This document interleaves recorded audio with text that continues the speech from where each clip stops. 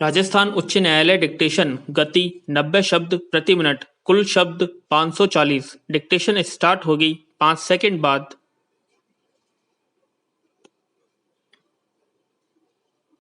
Start.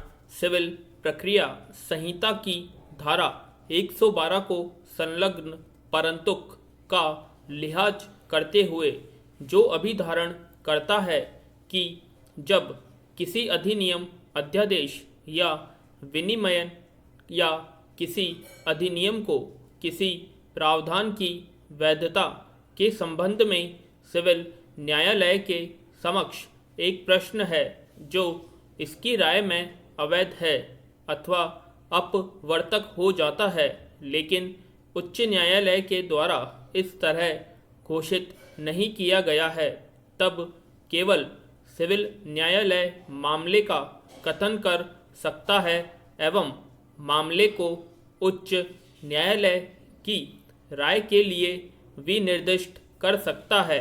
विराम।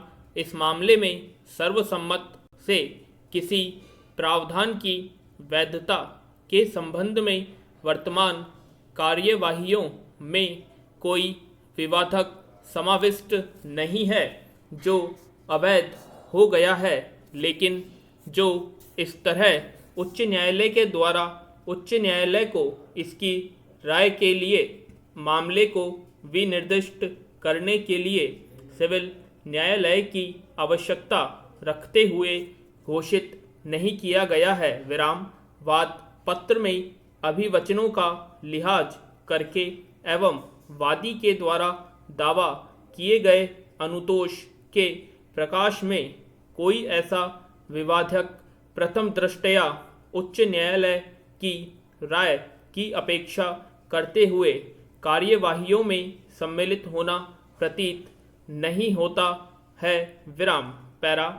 इन दोनों प्रावधानों को साथ साथ पढ़कर एवं विचार में प्रक्रिया की स्वच्छता को विचार में रखते हुए उच्चतम न्यायालय अपीलार्थी के अधिवक्ता से सहमत होने को प्रवृत्त था कि जब अधीनस्थ न्यायालय अभिनिर्धारित करने को आया कि अपील का मेमो पर्याप्त तौर से मुद्रांकित नहीं किया गया था, अपीलार्थी को इस तरह संकेत किए गए एक समय के अंदर शेष न्याय शुल्क की पूर्ति करने को अपीलार्थी को न्यायालय के द्वारा एक अवसर दिया जाना चाहिए एवं यदि न्यायालय के निर्देश का अनुपालन करने में कोई असफलता थी, अपील का मेमो खारिज किया जा सकता था। विराम।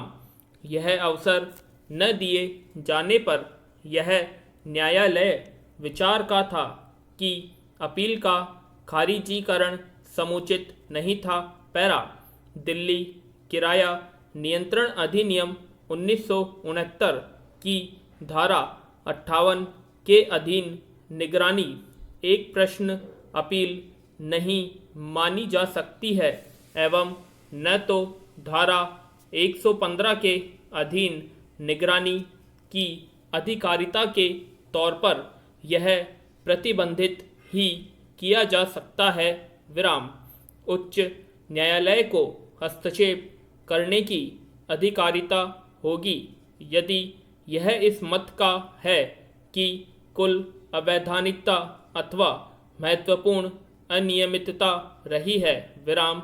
जो की गई है या नियंत्रक ने अपनी अधिकारिता के अतिरिक्त में कार्य किया है अथवा उसमें निहित अधिकारिता का प्रयोग नहीं किया है, नियंत्रक के द्वारा पहुंचा गया तथ्य कैसे एक निष्कर्ष उच्च न्यायालय के द्वारा हस्तक्षेपित नहीं किया जाएगा जब तक कि यह दर्शित नहीं किया जा सकता है कि निष्कर्ष संगत साक्ष्य के गलत पढ़ने अथवा त्याग देने के द्वारा पहुंच गया है एवं इसने कुल अन्याय कारित होने में परिमाणित किया है विराम।